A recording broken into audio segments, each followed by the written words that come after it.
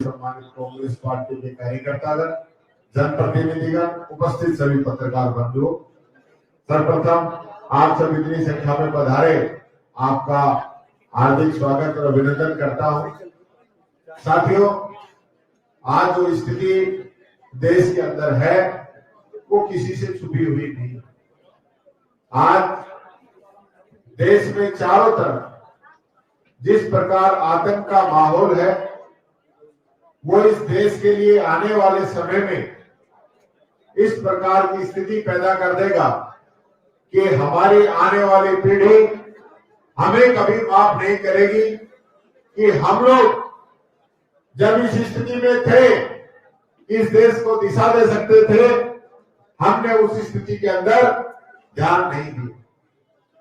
मैं बात शुरू करूं कश्मीर से, तो आज कश्मीर चल रहा है। बात शुरू करूं नॉर्थ ईस्ट से, तो मणिपुर चल रहा है। अगर मैं बात करूं मध्य से, तो महाराष्ट्र के अंदर आग लगी हुई है। मैं बात करूं किसान की, तो आज वो किसान जिसने हम सब लोगों का पेट भरने का काम किया, हम सब लोगों को इस भूख से निजात दिलाई। हम बातें बहुत बड़ी बड़ी करते हैं, किसान के लिए कहते हैं कि वो सर्दी में 0 डिग्री टेम्परेचर के अंदर खेत में फसल को पानी देता है। आज उस किसान पे क्या बीत रही है। कल ही एक जवान किसान आंदोलन के अंदर शहीद हो गया, और ये पहली घटना नहीं है। इससे पहले भी लगभग 750 किसान अपनी जान इस देश के लिए दे चुके हैं। लेकिन हालत क्या है, मीडिया आज उन किसानों को आतंकवादी घोषित करने पे तुला हुआ है। आज से पहले आंदोलन नहीं हुए क्या?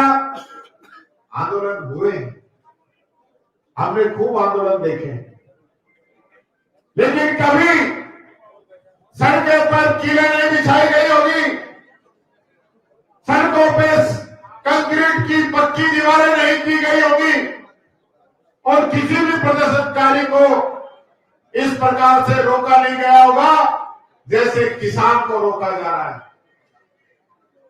आतंकवादी कश्मीर के अंदर 40 किलो आरडीएक्स लेके आ सकता है, हमारे जवानों को उड़ा सकता है, शहीद कर देता है।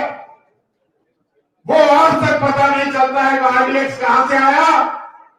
लेकिन एक किसान का बेटा किसान की आवाज उठाने के लिए दिल्ली के अंदर कैसा चला जाए, ये साहब को पसंद नहीं है। ये हालत आज देश के अंदर है। आज एससी, एसटी, ओबीसी, माइनॉरिटी और ईडब्ल्यूएस, हालत क्या है इन सब लोगों की।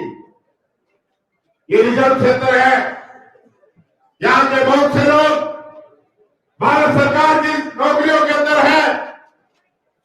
मैं मिलता हूं, कई जगह जाता हूं, तो यहां के लोकल लोग मिलते हैं। अब कहां से भर्ती हो जाएंगे, क्योंकि एयरपोर्ट बेच दिए हैं, बंदरगाह बेच दिए हैं, एलआईसी बेच दी है, बैंक बेच दिए हैं, हाईवे बेच दिए हैं। कहां से नौकरी आएगी।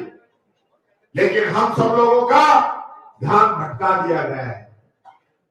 ये आवाज हम नहीं उठाते हैं, और अगर उठाते हैं तो टीवी में, अखबार में नहीं दिखाई जाती है, और इसका खामियाजा हमारी आने वाली पीढ़ी भुगतेगी। जो व्यक्ति ये कहता था 2 करोड़ युवाओं को रोजगार दूंगा, उस व्यक्ति के 10 साल के शासनकाल के अंदर 20 करोड़ युवाओं को रोजगार मिलना चाहिए था।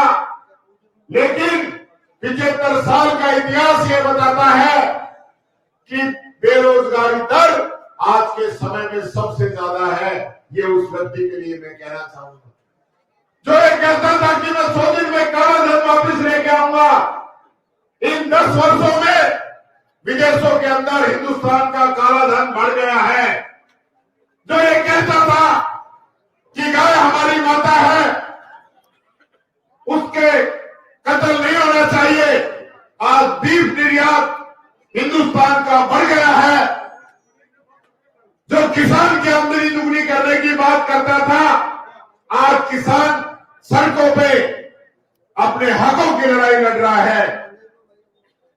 यही तो वादे थे कि हम अच्छे दिन लेके आएंगे, ले आए क्या अच्छे दिन? साथियों, मैं आप लोगों से एक निवेदन करना चाहूंगा। इलेक्ट्रोल बॉन्ड, बहुत अच्छी बात कही आपने।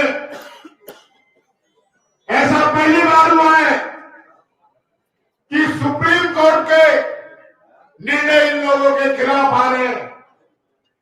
राहुल गांधी जी ने कहा था इलेक्ट्रोल बॉन्ड जब इन्होंने जारी किए थे उसी समय कि घूस लेने का बहुत ही कानूनी तरीका आप लोगों ने निकाल लिया है इलेक्ट्रोल बॉन्ड के नाम पे।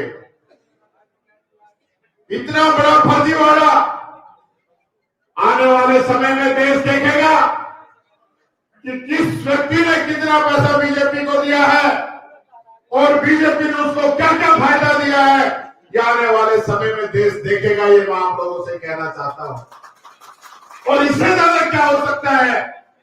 आपके चुनाव, आप वोट मांग रहे हो, वोट डल गए हैं, गिनती हो रही है, ये तो वीडियो रिकॉर्डिंग हो रही थी, नहीं तो आप उसको कह ही नहीं सकते थे कि हमारे वोट गलत खारिज हुए। चोरी और सीना चोरी वीडियो में रिकॉर्ड हो रहा है कि 8 वोट ये खारिज कर रहा है, निशान लगा रहा है, और उसके बावजूद ये लोग जो सत्ता के अंदर बैठे हैं आंख बंद करके सारे तमाशे देखते रहे। साथियों, देश गुलाम था उस समय में और आज के समय में कोई ज्यादा अंतर नहीं है। उस समय भी अंग्रेज अपनी चलाते थे और आज ये काले अंग्रेज अपनी चला रहे हैं, अंतर कोई भी नहीं है। इसलिए आप लोगों को यह तय करना पड़ेगा, कांग्रेस पार्टी का सिंबल, हाथ का निशान, सोनिया गांधी जी, खड़गे जी, राहुल गांधी जी की चिट्ठी जिसके पास है, सारे कार्यकर्ता एकजुट होकर लग जाए, सारे नेता एकजुट होकर लग जाए। ये निवेदन मैं आप लोगों से करना चाहूंगा। आज ये डिमांड है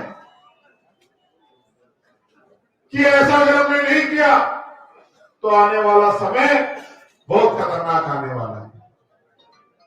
और ये बात सही है, हम आपस की लड़ाई के चक्कर में कई बार गलत निर्णय कर जाते हैं। लड़ाई होती है, नेताओं के अंदर भी रहती है, आगे बढ़ने की सबको लालसा रहती है, लेकिन एक दूसरे की लाइन काट के आगे बढ़ेंगे तो हम भी कभी लाइन कटवा के पीछे रह जाएंगे। ये लाइन काटने का सिस्टम बंद करके और अपनी लाइन बड़ी करने का सिस्टम रखे, ये मैं निवेदन करना चाहूंगा। आप सबको बहुत बहुत धन्यवाद। कार्यकर्ताओं के अंदर जोश है और राम मंदिर के अंदर बैठे हुए हो, कसम है तुम सबको, अगर कांग्रेस से गद्दारी करी तो, कांग्रेस से गद्दारी करी तो सबको कसम है, सब लोग एकजुट होंगे। ये नहीं है कि मेरी पसंद का प्रत्याशी है तो मैं कांग्रेसी हूं और मेरी पसंद का प्रत्याशी नहीं है तो मैं कांग्रेसी नहीं हूं, ये नहीं होना चाहिए। जब मैं टिकट मांग रहा हूं उस समय जैसी कांग्रेस हमें नजर आती है, वैसी कांग्रेस किसी को भी टिकट मिले तब हमें नजर आनी चाहिए, वही सच्चा कांग्रेसी है। यही बात कहते हुए बहुत बहुत धन्यवाद। जय हिंद, जय भारत, जय कांग्रेस। धन्यवाद। अरे बैठो बैठो बैठो बैठो बैठ जाओ, बाद में करना। अब मैं आमंत्रित करता हूं